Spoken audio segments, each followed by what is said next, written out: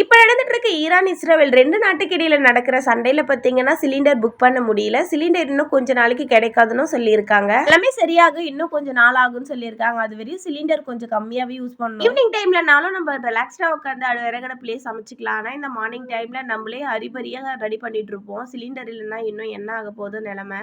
நம்மளால முடிஞ்சது அங்க இருக்கிற மக்களுக்கு யாருக்கும் எதுவுமே ஆகக்கூடாதுன்னு ப்ரே பண்ணிக்கிறது தான். எப்பவுமே பாப்பா ஸ்கூல்லேருந்து வரதுக்குள்ளே அவங்களுக்கு ஏதாவது ரெடி பண்ணி வச்சிருவேன். சரி அவங்க வந்தோடனே ரெடி பண்ணிக்கலாம் அப்படின்னு சொல்லிட்டு இருந்தது தப்பா போயிடுச்சு. வந்தோடனே ரொம்ப பசிக்குதுன்னு சொல்லிட்டே இருந்தாங்க. எப்பவுமே சந்தைக்கு போனா இந்த உருளைக்கிழங்கு மசாலா ஸ்டஃபிங் போண்டாவை நான் மிஸ் பண்ணாம வாங்கி சாப்பிடுவேன். எனக்கு ரொம்பவே பிடிக்கும். நேற்று ஈவினிங் போல பாப்பாக்கு அதுதான் ரெடி பண்ணி கொடுத்தேன். நமக்கு எவ்வளவு உருளைக்கிழங்கு தேவையோ அதை எடுத்து ஒரு 3 விசில் விட்டு எடுத்துக்கலாம். வெந்த உருளைக்கிழங்கு எடுத்து நம்ம தோல் எல்லாமே உரிச்சு ஒரு பேன்ல ஆயில் சேர்த்து கடுகு, வெங்காயம், கருவேப்பிலை, நம்ம வேக வச்சிருந்த உருளைக்கிழங்க மசிச்சு சேர்த்துக்கலாம். தேவையான உப்பு 1/2 ஸ்பூன், கரம் மசாலா, காரத்துக்காக 1/2 ஸ்பூன் குழம்பு மிளகாய் தூள், இதெல்லாமே நம்ம நல்லா மிக்ஸ் பண்ணி விட்டுக்கலாம். அந்த பச்சை ஸ்மெல் போன உடனே கொத்தமல்லி தழையை தூவி வேற பாத்திரத்தில் அதை மாற்றிக்கலாம். இது இப்படியே கொஞ்சம் நேரம் ஆற விட்டுடலாம். இந்த பக்கம் டிப் பண்ணுறதுக்காக நம்ம மாவு ரெடி பண்ணிக்கலாம். 2 ஸ்பூன் கடலை மாவு, 1 ஸ்பூன் அரிசி மாவு, கொஞ்சம் கொஞ்சமாக தண்ணி சேர்த்து நம்ம மிக்ஸ் பண்ணிக்கலாம். நம்ம ரெடி பண்ணி வச்சிருந்த உருளைக்கிழங்கு மசாலாவை கொஞ்சம் கொஞ்சமாக உருண்டை ஷேப்பில் பிடிச்சி இப்போ நம்ம மிக்ஸ் பண்ணி வச்சிருந்த மாவில் டிப் பண்ணி பொரிச்சு எடுத்தா ஸ்டஃபிங் போண்டா ரெடி ஆகிடும்.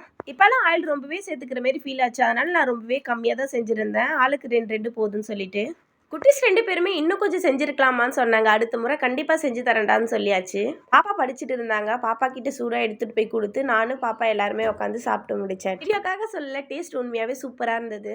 நைட்டுக்கு சாம்பார் சாதம் செஞ்சு அப்பளம் பொரிச்சு சிம்பிளாக சாப்பிட்டு முடிச்சாச்சு. நம்மளோட சேனல் பிடிச்சா லைக் பண்ணுங்கள், சப்போர்ட் பண்ணுங்கள். அடுத்த வீடியோவில் பார்க்கலாம். பாய்.